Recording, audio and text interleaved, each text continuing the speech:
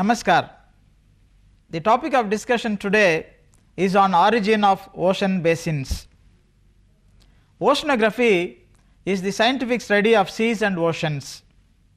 It is an interesting and interdisciplinary science. It includes the subjects like geography, geology, chemistry, physics, biology, climatology and engineering. Oceanography mainly deals with the following aspects: the geological features of ocean bottom, physical conditions with reference to ocean water and its temperature, chemical composition of sea water and marine sediments, biological conditions of marine life which include the fauna and flora, the role of oceans in controlling the global climate, navigation and the economy. The origin of ocean basins is an important aspect in oceanography.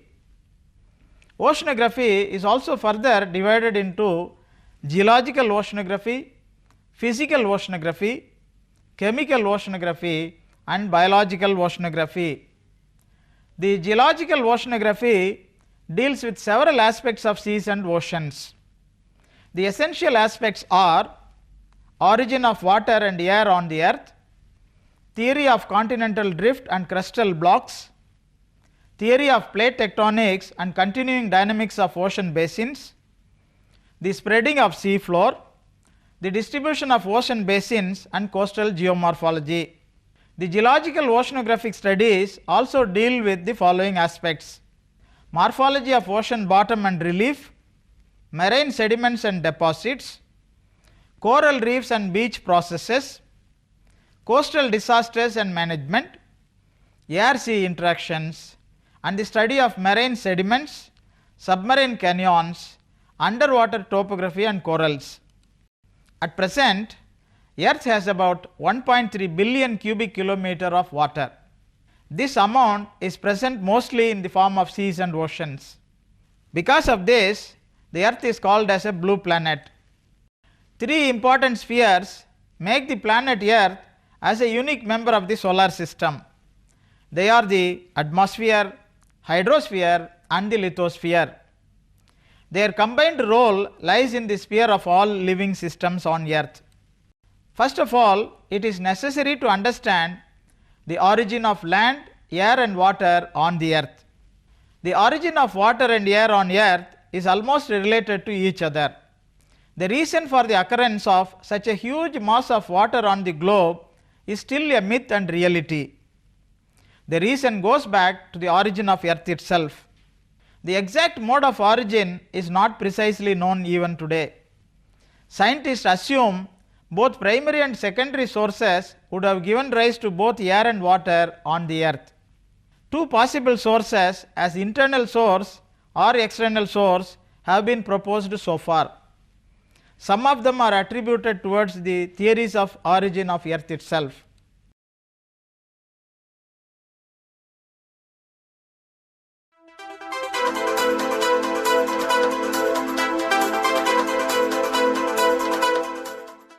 Let us see the origin of Earth and its theories.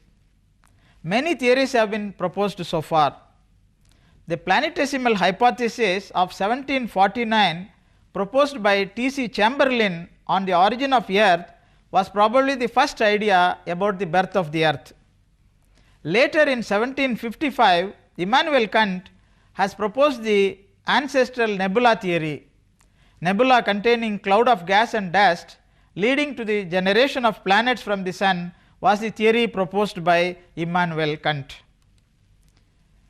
The nebula was considered as a hot gaseous material, and hot gaseous nebula was thought to be rotating with great rapidity initially. It also underwent cooling and contraction, due to which the speed got increased. Due to strong centrifugal force along the equator, the materials were thrown away as successful rings. These rings cooled down to form solid and liquidous masses at a later stage. The same process happened to planets to form their satellites also at a later time. This diagram shows the structure of a nebula, where the gas pressure is attempting to expand the clouds. This diagram shows the equatorial bulge of the nebula, which gradually gets detached from the nebula in the form of rings. This diagram shows the release of protoplanets which happened in sequence. Collapsing protoplanets further released their masses as satellites. The ultimate celestial output are the birth of various planets. The first set of protoplanets were released with more gas available with the parental source. That might have come as a flat ring to release all outer planets one by one. The bigger size of all outer planets came in because of this. Outer planets are also lighter planets. Initially, embryonic continents were formed due to cooling. Partial melting of the mantle produced the volcanic rocks like basalts that were little in silica. Origin of a single continental mass was created. That continent was called as Pangaea. The name Pangaea means all earth. Pangaea was a supercontinent consisting of all the earth's land masses. It existed from the Permian period through Jurassic period. This diagram shows the structure of Pangaea roughly about 225 million years ago. Outgassing from the earth's interior has poured out water masses through eruption and other reactions with the atmospheric gases. Atmosphere also helped with sufficient pressure for precipitating the water on the planet. Condensation and precipitation continued for several thousand years to form the oceanic water masses. Infant Earth grew in size, successful in capturing free atmospheric molecules to form water masses. People also attributed to the biochemical synthesis through mineralization and photosynthesis for the presence of water on the earth. Gradual leakage of water molecules stored in hydrous minerals of the earth's rocks was also considered as a contributing factor for water on earth. Photolysis was also another mechanism. The radiation can break down chemical bonds on the surface of chemical masses.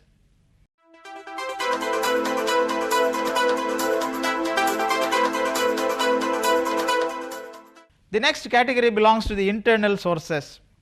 A sizable quantity of water would have been available within the material which formed the earth initially. Water molecules would have escaped earth's gravity more easily when it was less massive during its early stage of formation. The internal sources provided carbon dioxide, water vapor, nitrogen and other gases also. Many gases were provided by volcanic eruptions, hot springs and geysers. All of them are earth-borne sources. Primitive oceans were first formed from the water molecules released from the interior and also the atmospheric precipitation. These water bodies joined together to form seas and interconnected oceans over a period of 4.6 billion years. The extraterrestrial sources also thought of contributing for water on earth. People also attributed that the earth's water was originated purely from comets. This was done as a result of measurements of the isotope ratios of hydrogen in the three comets like Halley, Hyakutake and Halley-Pop. The shapes of continents on the opposite sides of the Atlantic Ocean was noticed by several scholars. Even today, we amazingly see this feature. It was in 1596 Abraham Ortelius put forward the hypothesis of continental drift. In 1858, Antonio Snider Pellegrini illustrated the closed and opened Atlantic Ocean with a diagram. This is the diagram which has been proposed by him. One can see all these features in this illustration, that many of the continents are united together with their boundaries similar to each other. These observations forced the ancient scholars to work on the distribution of continents. This led the birth of continental drift theories initially.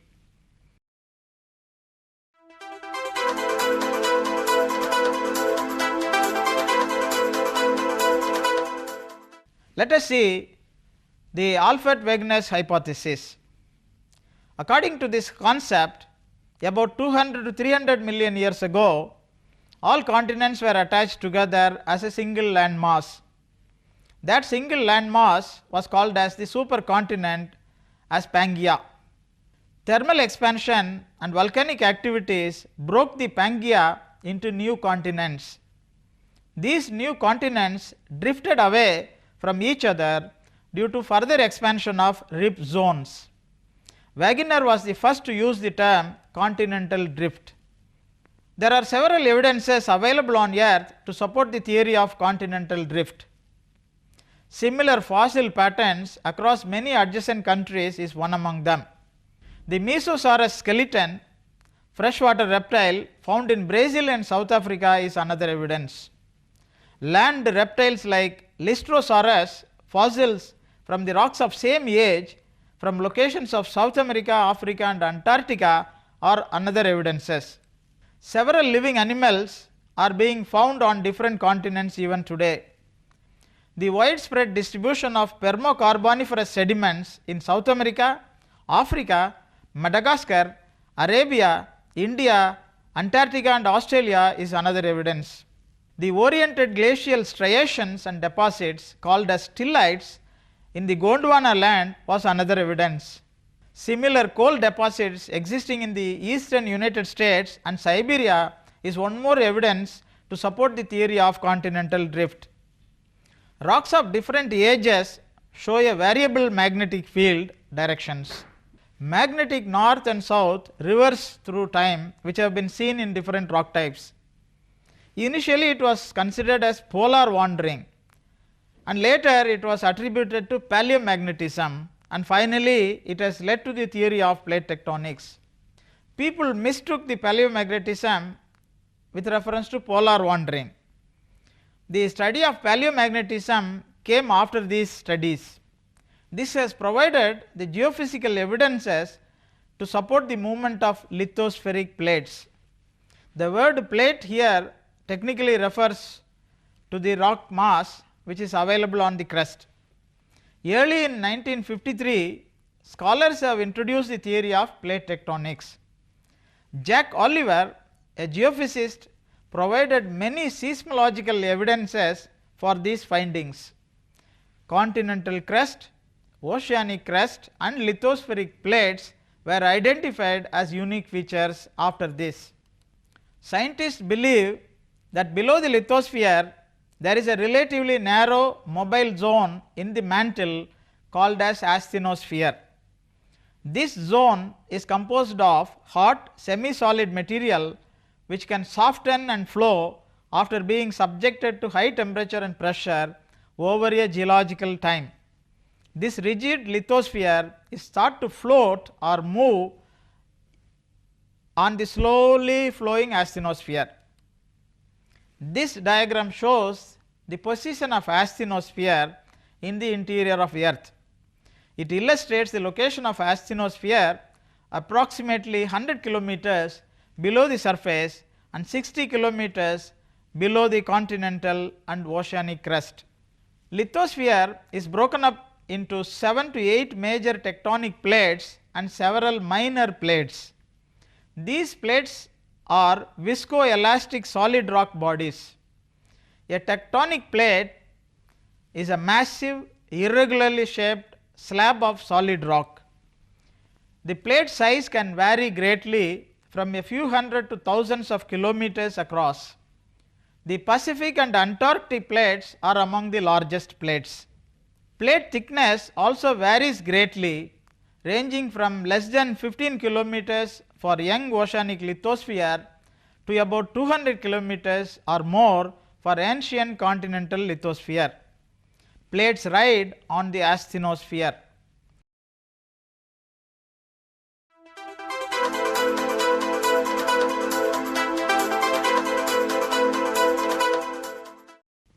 The radiation from the Earth's interior generates convection currents which move the plates apart. This diagram illustrates the movement of plates due to convective currents. The convective currents move the plates apart. So, there will be sideward movement of plates when the heat rises up towards the crest. The theory of plate tectonics describes the large scale motions of Earth's lithospheric plates. Plates move in relation to one another. The location where two plates meet is called as plate boundaries. These areas are commonly associated with geological events such as earthquakes and the creation of topographic features like mountains, volcanoes and oceanic trenches.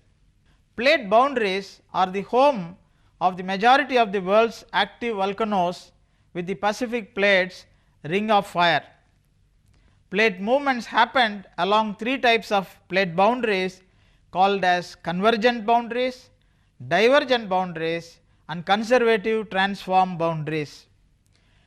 Let us see the Earth's crust and asthenosphere, where two plates collide each other and where two plates move apart from each other, and the diverging plate goes into the earth, creating a lot of structures above the surface.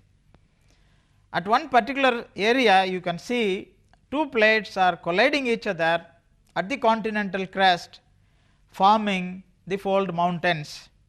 In the middle of the diagram we are seeing two plates moving apart from each other, creating the spreading of sea floor.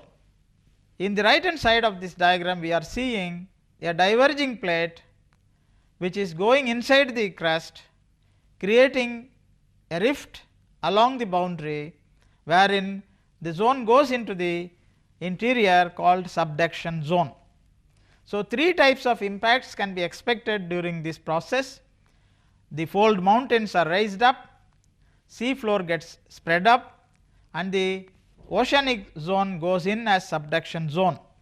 The divergent plate tectonics model is shown in this diagram, wherein the plates move apart from each other, which may create a sea floor spreading.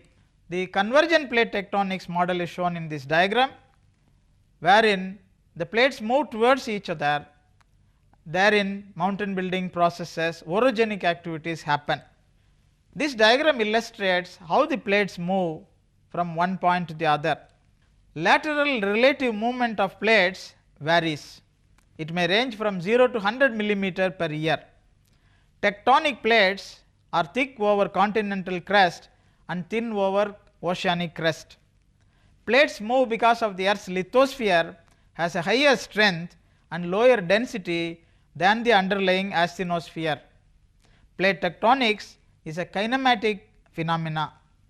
Dissipation of heat from the mantle is the source of energy for plate movements through convection, large scale upwelling and doming. The weakness of the asthenosphere allowed the tectonic plates to move easily towards a subduction zone. Three major categories of driving forces exist in this: mantle dynamics related forces, gravity forces or gravitational sliding, earth rotation related forces, which all come under the subject called tectonophysics. The world's bathymetric observations of 1947 have shown the mid-oceanic ridge of the central Atlantic. The floor of the seabed beneath the layer of sediments consisted of basalt and not granite. Oceanic crust was much thinner than continental crust. It was identified that the sea floor is spreading.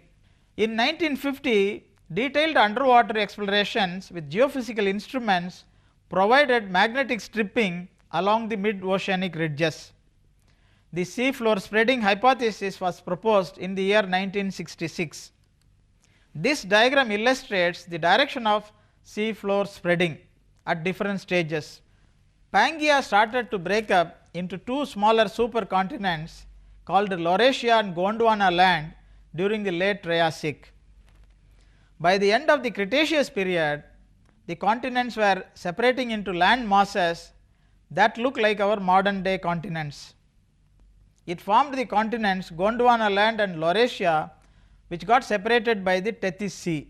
When the supercontinent Pangaea broke into Laurasia and Gondwana land, all the oceans got originated. So, this is the point where the origin of ocean happened. The current continental and oceanic plates which are in existence are the Eurasian plate, Australian Indian plate, Philippine plate, Pacific plate, Juan de Fuca plate, Nazca plate, Cocos plate, North American plate, Caribbean plate, South American plate, African plate, Arabian plate, the Antarctic plate and the Scotia plate. These plates consist of smaller subplates also.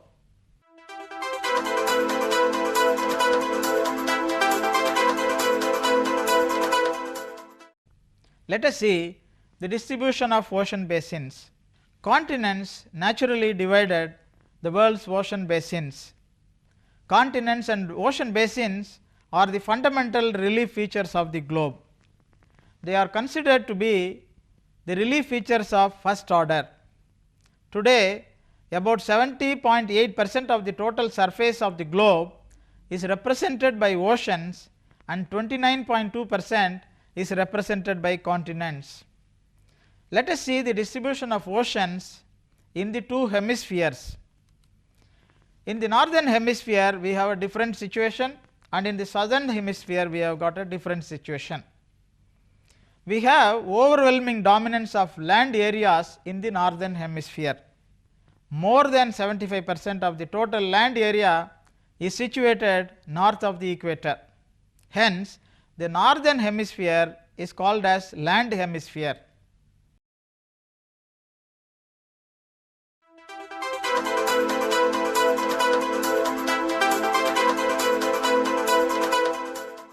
Let us see the ancient seas and oceans. Roughly about 200 million years ago, there were only two water masses called as Panthalassa and Tethys Sea. Proto-ocean surrounding the land mass Pangaea was called as Panthalassa. This is the mother of all the oceans on earth. This was the primordial Pacific Ocean. Panthalassa word was derived from the Greek word meaning all sea.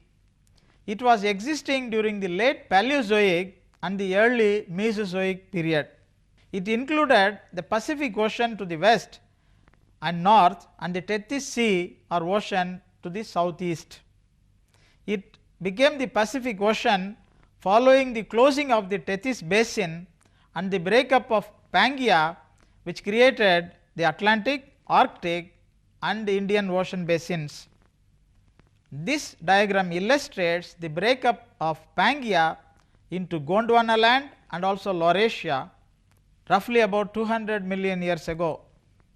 During the Triassic period, roughly about 200 million years ago, you can see the presence of Tethys Sea, and the Tethys Sea started to shrink during this period. Roughly about 150 million years ago, during the period of Jurassic, the continents started moving away from each other, and this diagram shows the position of the continents during Cretaceous period roughly about 65 million years ago, and this diagram shows the position of various continents and oceans today. Gradually the Tethys Sea was closed, and this diagram shows the stage 1 of the closure of Tethys Sea. It illustrates the Mediterranean region 20 million years ago. The Tethys is about to close as Africa and Eurasia converge each other. The stage 2 of the closure of Tethys Sea is shown here. By 10 million years ago, plate collisions have sealed off the eastern Mediterranean, trapping small remnants of ocean floor in the Black and Caspian seas. This diagram illustrates the closure of Tethys Sea at stage 3.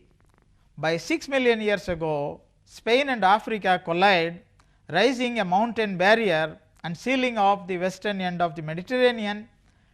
The river inflow is not enough to maintain the level of the Mediterranean, which got dried up. This diagram illustrates the plate collisions in the Middle East. The impacts are severe in the Middle East due to this plate collision. A lot of earthquakes, earth tremors and other activities happen. Mountain building processes also happen in the Middle East. India has fractured the crust of East Asia into several subplates which have been pushed far to the east and southeast as the collision has progressed. The diagram shows two stages of the movement of India towards north and northeast, where the closure of Tethys Sea happened. The collision of India and Asia is shown in this diagram, wherein the mountain building process happened where the Himalaya got raised up. The collision of India and Eurasia has created a lot of earth tremors and earthquakes during different periods of time, and all of them have been shown in this diagram with the values of death toll. The present day Atlantic born due to the rift is shown in this diagram. This diagram shows the Atlantic 65 million years ago. By 900 million years ago, a triple junction formed as the supercontinent Rodinia started to rift apart. Between about 800 million years and 700 million years ago, it split in half. This was one of the most significant rifting events of all the times, because it opened up the Panthalsic Ocean to the west of Laurasia and a continent that became North America. We are seeing the Rodinia and also the Precambrian plates roughly about 750 million years ago. The global ocean of Merovia, an ancient ocean that surrounded Rodinia, started to shrink because of the Pan-African Ocean, and Panthalassa were expanding. The South China Sea opened as Borneo moved away from China. Also, Japan separated from the mainland, but it is not yet clear whether this was related to the collision of India and Eurasia. This diagram shows the location of Gondwana land roughly about 550 million years ago. This diagram shows the position of the continents during late Cambrian period 500 million years ago. This diagram shows the middle Ordovician period world roughly about 450 million years ago. The world during 420 million years ago during the mid Silurian. This diagram shows the assembly of Pangaea during 350 million years ago, and the early Devonian world is shown, which was belonging to 350 million years ago. This diagram shows the late Carboniferous period world roughly about 250 million years ago, and the position of the world during late Permian roughly about 220 million years ago. The late Jurassic, this is an important period roughly about 150 million years ago. All the continents were visible continents were seen together, and they got separating together from one direction to the other during late Cretaceous period. And during the tertiary period, you can see that India has moved far away from Africa or from Madagascar, and the Atlantic is opening here, and the Pacific got shrink into a smaller ocean. In all these diagrams, we have seen the dynamic phase of the earth. The map of the earth is always changing. Not only are the underlying plates moving, but the plates also change in size. The sea level changes over a period of time, covering or exposing different amounts of crust. All of them are reflected in the distribution of oceans on the globe. Understanding the origin of ocean basins is a trivial subject of study. It is very essential due to several reasons. It is also believed that life got originated from the oceanic waters. Oceans play a very significant role on global climate. Let us appreciate the studies on oceanography. We will see some more interesting topics in the next episode.